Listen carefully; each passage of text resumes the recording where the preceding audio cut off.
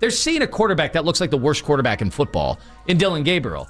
So they're jumping to the conclusion like, oh my God, this is catastrophic that Shedeur is not playing in front of him. And all I'm saying is, why isn't he playing in front of him? Why did they have him so far behind? Well, this is throughout this whole process. This is where It's not his arm talent. We both agreed he has more arm talent than Dillon Gabriel. Okay, do we not? But this is where you and I part ways. You didn't answer my question. Why am I getting cussed out too? What if the quarterback your city paid to hope for is the very thing holding them back? That's where this story begins. Inside the chaos the NFL doesn't want to admit. Cleveland thought they'd found calm with Dillon Gabriel, the reliable arm who'd steady the storm.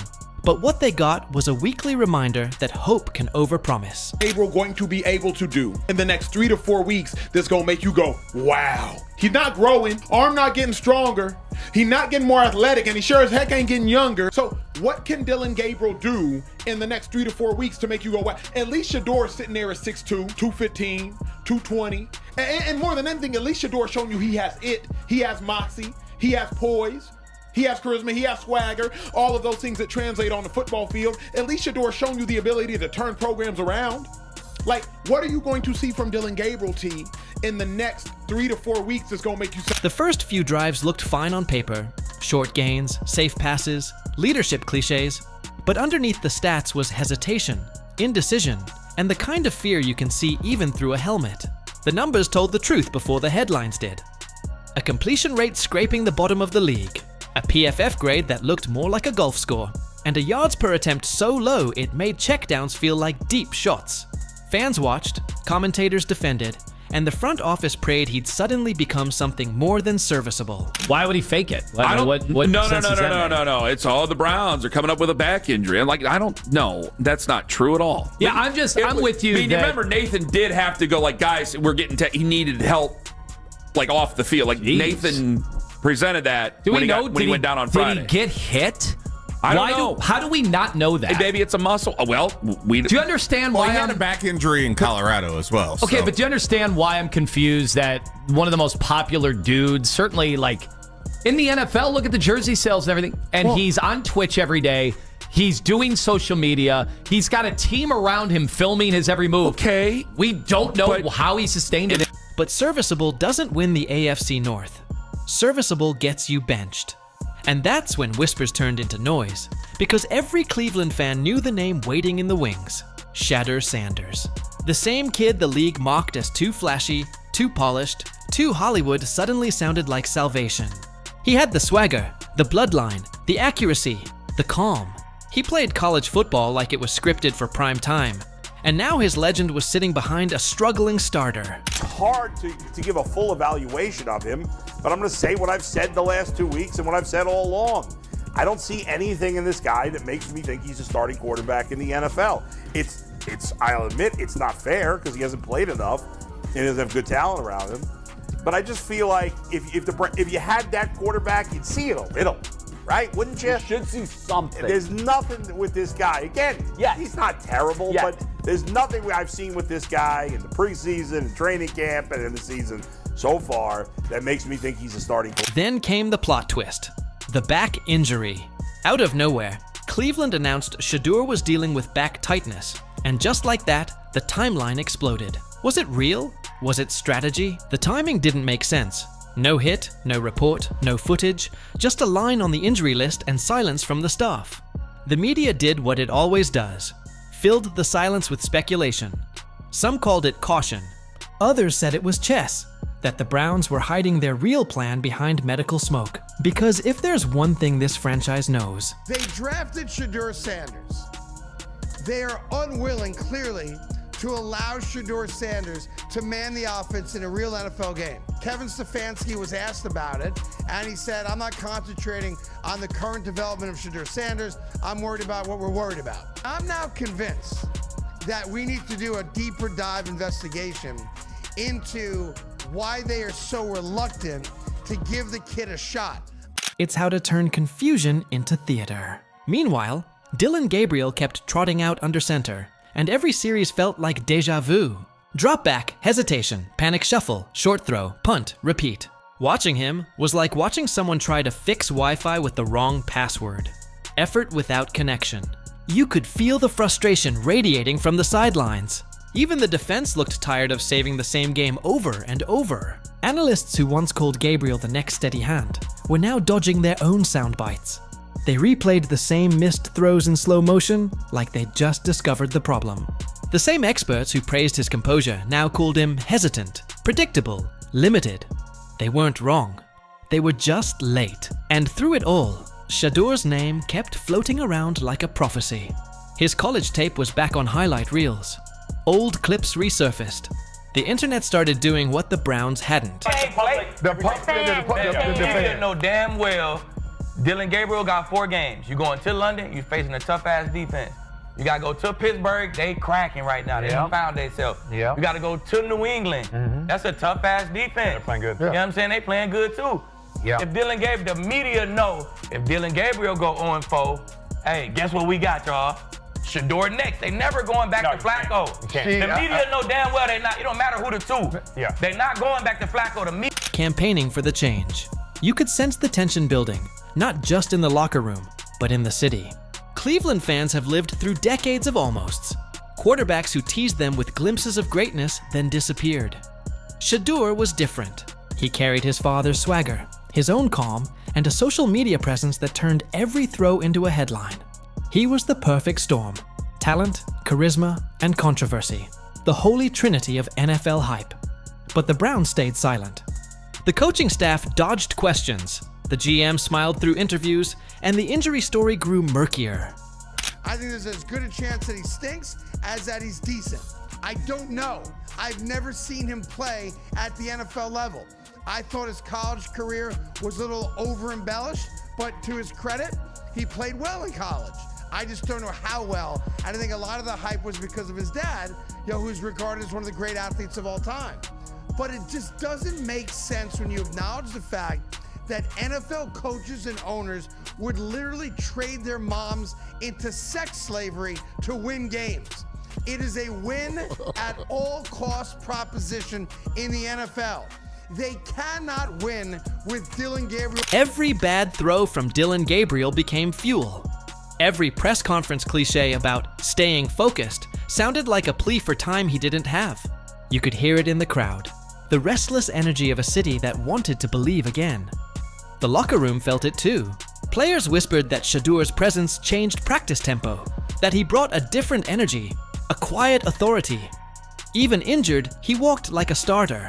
Reporters noticed the shift, analysts started hedging their takes, and suddenly the narrative flipped. The Browns weren't hiding a backup. They were protecting an investment.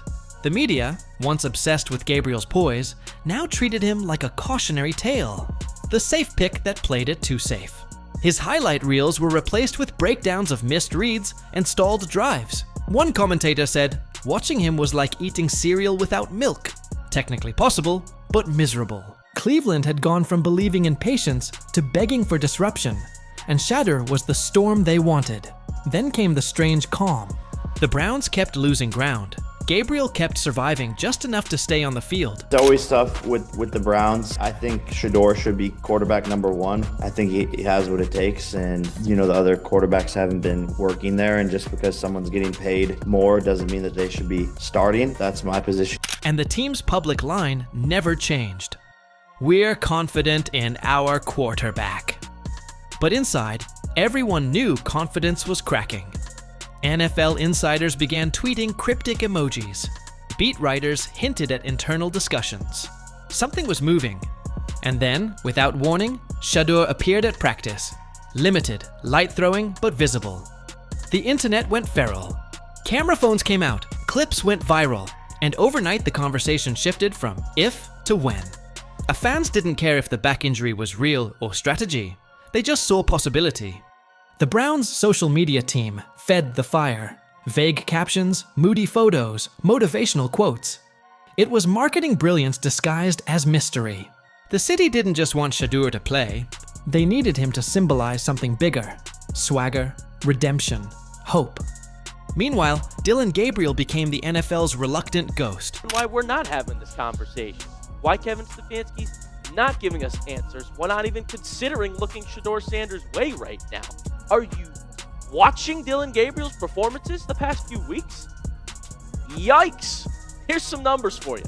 His passing grade, according to PFF, is 47.6. That's worst among all starting quarterbacks. His completion percentage, 59.9, fourth worst. All right, this is where it gets jaw-dropping, folks, because his yards per attempt are 4.9, also worst among starting quarterbacks. So how do you throw the shortest passes of any quarterback and have the fourth worst? Not terrible enough to bench, not good enough to trust.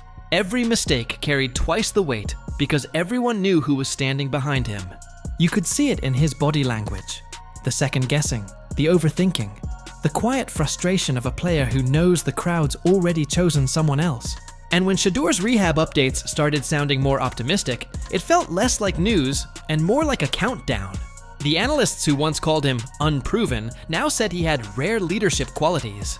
The same networks that dismissed his college swagger now framed it as command presence.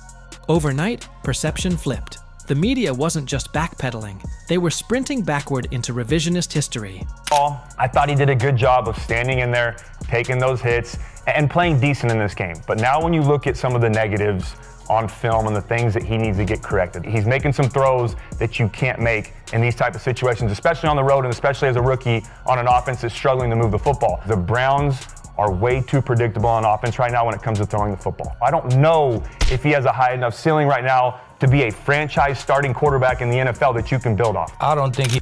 Even inside the building, optimism leaked. Coaches talked about evaluating all options. Teammates spoke in coded praise, and the city buzzed like it hadn't in years.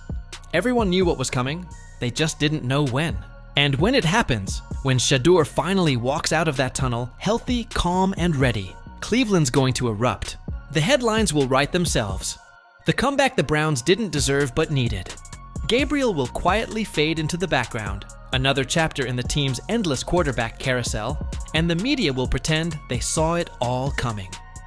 They'll talk about perseverance, redemption, destiny, all the things they ignored when it mattered. But beneath the Ultimately, noise lies here's how the I real see story. the Browns quarterback situation. You got 4 quarterbacks. Only one of them has the potential to be the future at the position for the Cleveland Browns. It ain't Joe Flacco. Joe Flacco is 40 years old. He will not be on this team next season. It won't be Kenny Pickett. I mean, we've seen Kenny Pickett. It's not going to be Kenny Pickett. Dillon Gabriel is not ready for first team reps. And he's got just too many limiting factors to logically say this guy is going to be the long-term solution at quarterback. Now, is there a chance he could, and he could defy the odds and be that guy? Yes, but again, the odds aren't great. So really, it's only Shedeur Sanders, and that's where all the hype and all the excitement and all the online discourse. The NFL's obsession with spectacle. Dillon Gabriel was the safe bet that delivered mediocrity. Shedeur Sanders is the wild card that promises chaos. And in today's league, chaos sells. The Browns have spent years chasing stability. Maybe what they really needed was electricity. And if the back injury saga ever turns out to be a smokescreen, all the better. Because legends are born from secrets. When the season hits its breaking point, and Cleveland finally gambles on the kid with the calm stare and the killer arm, we'll know exactly what this was. Why wouldn't you, just to see if it does anything to the offense, give him an opportunity to go in there and play? Yeah, obviously my focus is where we are right now, Mary Kay. That's not my focus. If he had said to you guys, hey, I want to play, I can play, I mean, would that have factored into this at all? Or what was the thinking behind that and how'd that go? Yeah, he obviously came in Saturday with his back injury. We were hopeful that he'd be able to move around well enough to suit up on Sunday, but put him through a pregame warm-up, and obviously just didn't feel like he was. Not luck, not coincidence, but the NFL's favorite magic trick, turning desperation into destiny. So, as the cameras roll and the city holds its breath, remember this: Dillon Gabriel was the story they settled for. Shedeur Sanders is the story they've been waiting to tell. And when that first pass cuts through the air like a promise, the Browns won't just be looking for a win. They'll be chasing a resurrection.